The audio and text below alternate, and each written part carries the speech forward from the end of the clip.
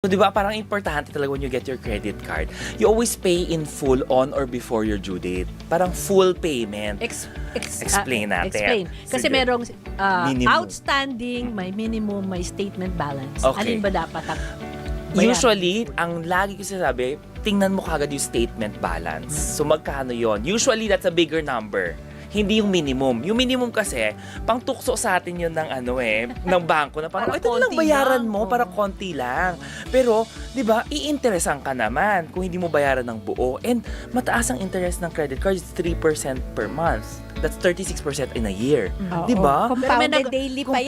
Compounded daily pa yun. Correct. Daily ang compound. Ang interest, Daily ang yes. compound. So parang 'di ba ang taas talaga Oo, noon. So okay. syempre you don't want that's why sabi ko nga you pay in full kasi if you pay in full, walang interest 'yan. You earn the points. Ayan, teka ha. Hindi outstanding. Teka, let's let that land properly. Kailangan ng proper education, 'di ba? Na actually tama. Bakit walang interest? Basta, I feel like kailangan maintindihan ng mga tao yun. Correct. Bakit walang interest? Kunwari, nag-swipe ako. Ang cut-off ko is 20, which is in reality, that's why that's the number that my cut-off is 20. Medyo alanganin, di ba? 15, 30, nasa gitna Correct, siya. Pero, pag nag-swipe ka ng 21, hindi yun kasama sa babayaran mo sa susunod mo na due date. Yes. So, kung ang due date ko ay December 3, which is my actual due date, basta buti Gusto ko yung tama magandang yun. example, totoo. Tama yung ano. Kasi inaral natin to, di ba? Oo. December 3, pero umutang ako ng November 21. Libre pa yun, friends. Correct. Hindi siya, Hindi mo in kailangang fact, bayaran hindi siya pa. utang kasi hindi pa siya due. Correct. Magiging due siya January 3. So, ilang araw yon, di ba? No interest. I bought something, no interest. For like roughly around 50 days 'yan. Right. So, paki-explain nga, Jax, bakit walang interest? How can we say na it's not utang and if you use it the right way, wala Correct. tayong babaya interest? At ang tanong ko sa iyo kanina Oo, off sige. air. Paano kumikita ang bangko? Oo nga. Ah. So, di ba, like what Salvi was saying, diba? Yung una mo is you paid or you purchased the item after your cut-off. So, syempre, yung cut-off mo kasi, yun yung parang kung ano yung pinurchase mo before o binili mo before the cut-off, kasama siya doon sa statement ng buwan na yon.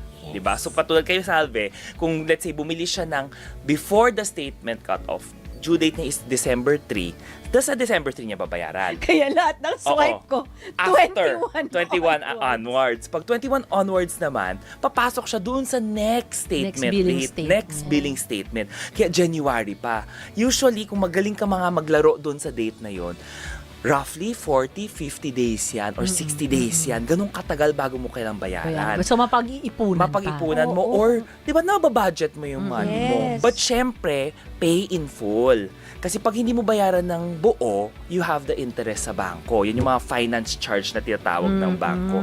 Like what you're saying, Miss May, di ba? Yung doon kumikita yung bangko sa interest. Yung gusto nila, syempre, pumalya ka sa payment mo. Oo. Or mag-overspend ka na hindi mo binudget. Oo, yung nakalimutan. O nakalimutan mo. Eh, ang Kasi, taas nun. susundutin ko yan, Mm-mm. Kasi, pag may natira kang hindi mo binayaran, wala na yung benefit na yan na 50 Correct. days free.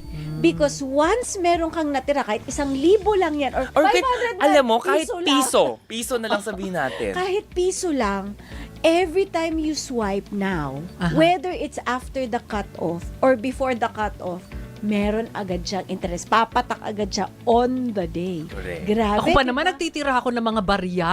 Nako, Hindi. alam mo kahit barya, kahit sabihin lang natin 1 cent. Oo. Yung interest na kinocompute niya is buong balance mo. Oh. Para almost like, para mas mapadali natin. Buong balanse mo, that's like 3% of that, yun yung interest mo. Kahit 1 cent lang. Oh. Kaya kung hindi ka talaga to the cent magbayad, interest ka agad yan. Kasi malalamp ka dun sa kategorya ng bangko na nagro-roll over ka na. Kaya Pag ayoko na. nag-roll over Outstanding ka na na, lang. every time you swipe, patak. Parang metro na. Oh, Metro. tax. I think this is the best advice ever anyone can find Yan. about using credit cards. Wag na minimum amount. Basta bayaran mo buo. Buo. Oo. Or else, like what Sabi was saying, sayang yung rewards mo. Hindi Not worth it. Not worth it talaga.